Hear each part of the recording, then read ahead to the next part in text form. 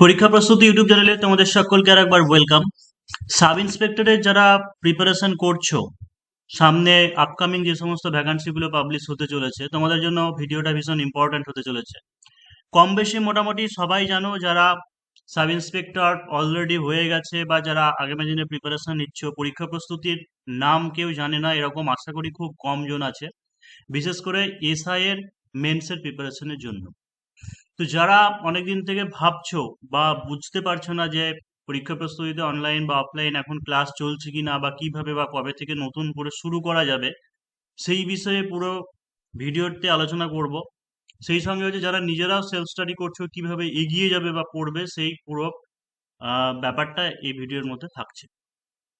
তো প্রথমত জেনে রাখি যে KPSI, WPSI, excise SI, civil ডিফেন্সের, তারপরে কনস্টেবল, এই সমস্ত ভ্যাকান্সি রয়েছেও। এবং হচ্ছে অনেক দিন থেকে এই আসবে ওই আসবে শোনা যাচ্ছে, তা কবে আসবে, কত ভ্যাকান্সি আসবে, এই ব্যাপার নিয়ে প্রচুর ভিডিও দেওয়া হয়েছে, মানে আসছে প্রতিনিয়ত, নিউজ ফিড তোমরা পেয়ে যাও। তাই এই বিষয় নিয়ে এখন আর আমি তোমাদেরকে মাথা গরম করব না। একটা জিনিস শুধু আমাদেরকে প্র্যাকটিক্যালি ভাবতে হবে, যে এই এত ভ্যাকান্সি আসবে, এই এত ভ্যাকান্সি আসবে, এই পরের মাসে আসবে, এরকম ভাবলে হবে না। সবকিছু মানে আমাদেরকে একটু প্র্যাকটিক্যালি ভাবতে হবে, যে আলাদিনের আশ্চর্য প্রদীপ নয় যে হাত দিয়ে ছুঁয়ে দিলাম আর সবকিছু পরিবর্তন হয়ে গেলে সাথে সাথে হয়ে গেল। তো অবশ্যই একটা ইমার্জেন্সি বিভাগ যেহেতু পুলিশ, তাই সেই কারণে জন্য দীর্ঘদিন তো স্টপ হয়ে থাকতে পারে না, এখানে রিক্রুটমেন্ট তো অবশ্য করতে হবেই। এইটুকু প্রথমে মাথায় রাখতে হবে, পজিটিভ ইতিবাচক চিন্তা ভাবনা রাখতে হবে যে পুলিশের নিয়োগ অবশ্য হবেই। সেটা কবে একটু টাইম লাগবে, নতুন সরকার, নতুন বাজেট আসবে, তারপরে মোটামুটি ধরে রাখতে পারো হয়তো আগস্টের দিকে, জুলাই বা হচ্ছে জুলাইয়ের লাস্ট বা আগস্টের দিকে ভ্যাকান্সি এলো। আমাদের সেটা কথা নয়, বা কতটা ভ্যাকান্সি এলো সেটাও কথা নয়, একটা চাকরি তোমাকে পেতে হবে। তো এই কারণের জন্য দেখো, যদি ভ্যাকান্সি চলে আসে, পরীক্ষা চলে আসে, তখন তো আর কিছু করার থাকবে না। যারা অনেকদিন থেকেই ফিল্ডে আছো, কম্পিটিটিভ লাইনের ক্ষেত্রে যারা ফিল্ডে আছো, তাদের ঠিক আছে, তাদের 5-6 মাসের একটা স্মার্ট স্টাডি করলে পরে হয়তো প্রিলি ক্র্যাক হয়ে যাবে। কিন্তু যারা নতুন, যারা কম্পিটিটিভ লাইনে নতুন আছো, তোমাদের ক্ষেত্রে তো এখন থেকে প্রস্তুতি রাখতে হবে, তাই না? কারণ আগে থেকে তুমি যদি প্রস্তুতি না নাও, তাহলে সেই ক্ষেত্রে কিন্তু কম্পিটিশনে তুমি টিকতে পারবে না। অন্তত পক্ষে তোমার 1 বছরের 1 ইয়ারের প্রিপারেশন দরকার, সেই কারণের জন্য এখন থেকেই শুরু করতে হবে।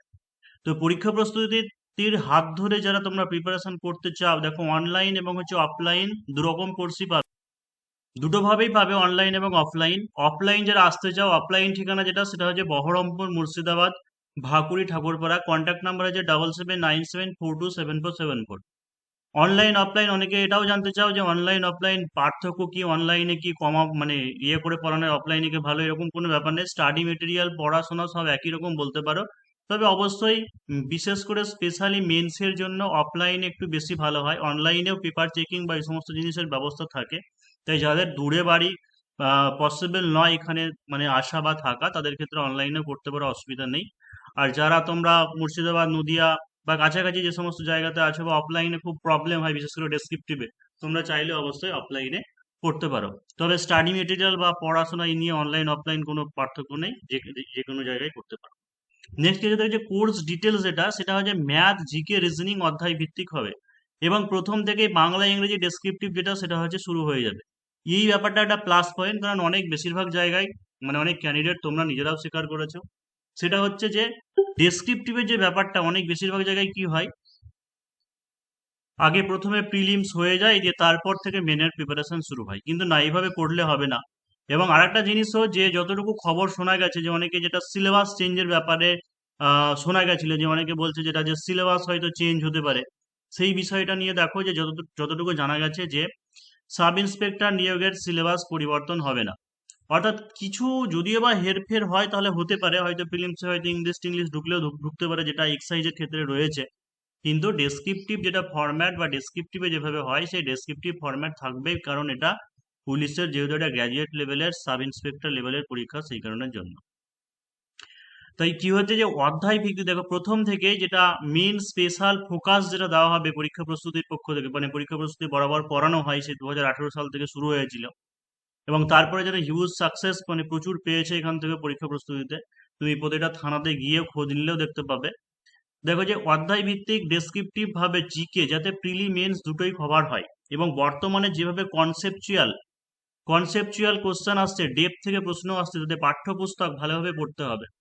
অর্থাৎ ডব্লিউবিসিএস এ দেখলে বা মিসলেনিয়াসেও আসে, বা এসআই এর ক্ষেত্রে এর আগেবার, হ্যাঁ দেখো এসআই এ এই লাস্ট যেটা এখনো মেন পরীক্ষা হয়ে আছে, সেটার কোশ্চেন অনেক ইজি ছিল, কিন্তু সেটা একটা বলতে পারো যে কোনো কারণের জন্য হয়তো ইজি হয়ে গেছে।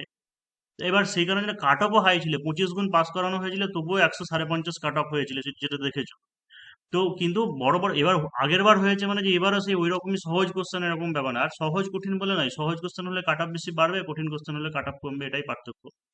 তো দেখো যে কোশ্চেন যেটা হচ্ছে যে একটা বড় সড়ো রকমের কিন্তু পরিবর্তন হবে ইতিমধ্যে, এবং নতুন সরকারও একটা হিন্টস দিয়ে দিয়েছে, বলেও দিয়েছে যে এবার থেকে সবকিছু সেন্ট্রাল নিয়মের মতোই কোশ্চেন ফোশ্চেন বা এই সমস্ত জিনিস হবে। তাই কিন্তু অবশ্যই ডেপ থেকে প্রশ্ন পড়তে হবে ভালো করে, খুঁটিয়ে খুঁটিয়ে, এবং কনসেপ্টটাকে ক্লিয়ার করতে হবে। শুধু মুখস্থ করে প্র্যাকটিস সেট করলে পরে হবে না। আমাদের কনসেপ্ট মানে কিরকম, যেমন ধরো আমি একটা বায়োলজি যেখানে পড়ছি, তো তোমাকে হৃৎপিণ্ডের পুরো ফাংশনটা জানতে হবে, তবে তুমি সেখান থেকে কোশ্চেন করতে পারবে। মস্তিষ্ক ব্রেনের ফাংশনটা জানতে হবে, কোথায় কি আছে স্ট্রাকচারটা জানতে হবে, তবেই তুমি কোশ্চেন করতে পারবে। শুধু যে একটা অনলাইনের কোশ্চেন করে দিলাম দ্বিপত্র কপাটিকা কোথায় থাকে, এর এর মাঝে থাকে, এরকম ভাবে শুধুমাত্র পড়লে হবে না। সেই রকম পড়ে পাঠ্যপুস্তক মানে টেক্সট বইগুলোকে, বা টেক্সট বই যারা অত জোগাড় করতে পারবে না, অত পড়ার সময় নেই, অসুবিধা নেই, সেই সমস্ত টেক্সট বইগুলোকে 8, 9, 10-এর পাস যা সিলেবাসের মধ্যে যা যা আছে সেইগুলোকে সব একত্রিত করে নিয়ে এখানেই কম্প্যাক্ট নোট সমস্ত কিছু পেয়ে যাবে, এবং সেই সঙ্গে লাইভ ক্লাসটাও পেয়ে যাবে। লাইভ ক্লাসের পরে রেকর্ডিংও থাকবে অনলাইনে যারা করবে। তো আরেকটা জিনিস, গণিতের ক্ষেত্রে বড়সড় পরিবর্তন আসছে। চিরাচরিত অধ্যায়ের সাথে সাথে চিরাচরিত যেগুলো profit and loss, time and distance যেগুলো থাকে সেগুলো তো থাকবেই, তার সঙ্গে অ্যাডভান্স লেভেলের ম্যাথ প্র্যাকটিস করো এখন থেকে, বিশেষ করে অ্যালজেব্রা, এবং হচ্ছে পরিমিতি, মেনসুরেশনের চ্যাপ্টার, ত্রিকোণমিতিও করতে হবে, জ্যামিতিও করাতে হবে, মেন মেন জিনিসগুলো। রেল বা এসএসসি লেভেলের বা ব্যাংকিং লেভেলের এখন পরীক্ষা আসছে, তার কারণ কি, দিন দিন এখন যেভাবে বিভিন্ন রিসোর্স স্টুডেন্টদের হাতে, তাতে সবাই সব রকমের ম্যাথ জেনে যাচ্ছে, সিলেবাস জেনে যাচ্ছে, তাই দিন দিন কম্পিটিশন বাড়ছে। তাই অবশ্যই কি হয়েছে, ডিফিকাল্টি লেভেল যেটা স্ট্যান্ডার্ড, সেই জিনিসটাও সেরকম বেড়ে চলেছে। এটা গেল। তারপরে যেটা মেন কথায় আসি, সেটা হচ্ছে মেন্স নিয়ে যাদের চিন্তা এসে। তো দেখো যে বাংলা প্রতিবেদন, যেটা মানে মেন্সে যে বাংলা, ইংরেজি এবং ডেসক্রিপটিভ জিকে ম্যাথ থাকবে, সেই বাংলা প্রতিবেদন 50 নম্বরে যেটা থাকে, এখানে শুধু লিখলেই হবে না, ভালো গুণগত সম্পন্ন রাইটিং স্কিল লিখলে তবে একটা ভালো মার্কস পাওয়া যাবে। এটা একটা ভীষণ ইম্পর্ট্যান্ট পয়েন্ট। তার কারণ হচ্ছে, তুমি অনেকেই যেটা অবজেকশন দেয় বা তোমার হচ্ছে বলে, সেটা হচ্ছে যে বাংলায় তো লিখেছে কিন্তু তাকে নাম্বার দেওয়া হয়নি, যে এক একজনকে এক এক রকম নাম্বার দেওয়া হয়। দেখো এই জিনিসটা পুরোপুরি ঠিক নয়। হ্যাঁ, কিছু ক্ষেত্রে হয়তো লাক ডিপেন্ড করতে পারে, কিন্তু একটা জিনিস মনে রাখবে যে বাংলা বা লিটারেচার যে জিনিসটা, সেটা শুধু লিখলেই হবে না, ঠিকঠাক ভাবে না লিখে এলে নাম্বার পাবে না। এই হলো কথা। যে তুমি একটা কোনো হয়তো গ্লোবাল ওয়ার্মিং সম্পর্কে বা কোনো কিছু দিয়েছে, বা হয়তো বৃক্ষরোপণ অভিযান সম্পর্কেও দিয়েছে, তুমি বাচ্চাদের মধ্যে শুধু গাছ ফুল ফল মধু দেয় এরকম করে লিখে এসেছো, তোমাকে নাম্বার কেন দেবে?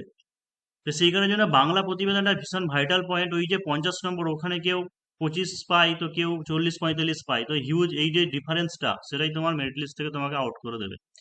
ইংলিশের জন্য কি হয়েছে, প্রথমে আগে একটা টেন্স শিখতে হবে, তারপরে বেসিক জিনিসগুলোকে শিখতে হবে, সেন্টেন্স স্ট্রাকচার, ইংলিশ গ্রামার, এই সমস্ত জিনিসগুলোকে ধরে ধরে পড়ানো হবে।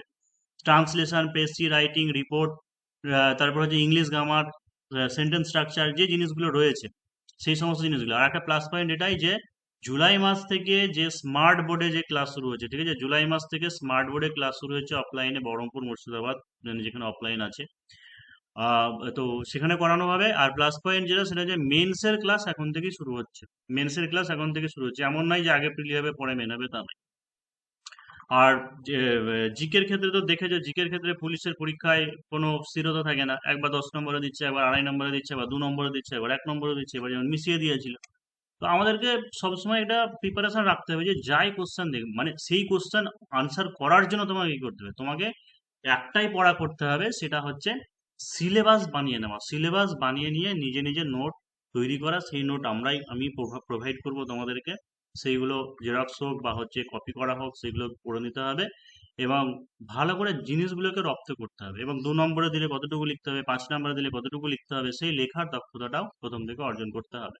কারণ এখন সবাই আমার এমসিকিউ প্র্যাকটিস করে করে এমন একটা ব্যাপার হয়ে গেছে যে শুধু এমসিকিউ টিক মারতে, গোল করতে অভ্যস্ত, যে একটা টপিক দিল সেটাকে সাজিয়ে গুছিয়ে 4-5 লাইন লেখার ক্ষমতা আমাদের অনেকেরই এখন নেই, কারণ কালচার অভ্যেস নেই বলে। সেই অভ্যেসটা এখন থেকে তৈরি করতে হবে। তো যারা চাইছো তোমার হচ্ছে অনলাইন তো অবশ্যই ক্লাস শুরু হয়ে গেছে, অফলাইনেও দেখো অফলাইনেও শুরু হয়ে গেছে, কিন্তু অফলাইনে যেহেতু এখনো নোটিফিকেশন বা এই সমস্ত জিনিস আসেনি বলে স্টুডেন্ট একটু কম আছে, তাই ওয়েট করা হচ্ছে যে এখনো প্রথম থেকে সেভাবে শুরু করে নিয়ে এখন মোটামুটি প্র্যাকটিস করাচ্ছি। তো যারা অফলাইনে আসতে চাও, ঠিক আছে, অফলাইনে যারা আসতে চাও কন্ট্যাক্ট করে দিতে পারো। জুলাই মাস থেকে ডিজিটাল বোর্ডে একদম জোর কদমে ক্লাস শুরু হয়ে যাবে। আপাততভাবে সোমবার এবং বৃহস্পতিবার এই দুদিন রাখা হয়েছে, পরে স্টুডেন্ট বাড়লে নতুন অন্য ব্যাচ হবে, অন্য ডেট হতে পারে। তো সোমবার এবং হচ্ছে বৃহস্পতিবার যারা অ্যাডমিশন নিতে চাও এই নাম্বারে কন্ট্যাক্ট করে নিতে পারো, 7797942747 এই নাম্বারে। এবং অনলাইনে চলছে, অনলাইনে অলরেডি তোমার 2 সপ্তাহ আমাদের ক্লাস হয়ে গেল। অনলাইনে যারা করতে চাইছো অনলাইনে চাইলে অ্যাডমিশন নিতে পারো, আগেকার যে সমস্ত ক্লাস হয়েছে সেইগুলোর প্লে লিস্ট এবং হচ্ছে নোটস এই সমস্ত জিনিস পেয়ে যাবে।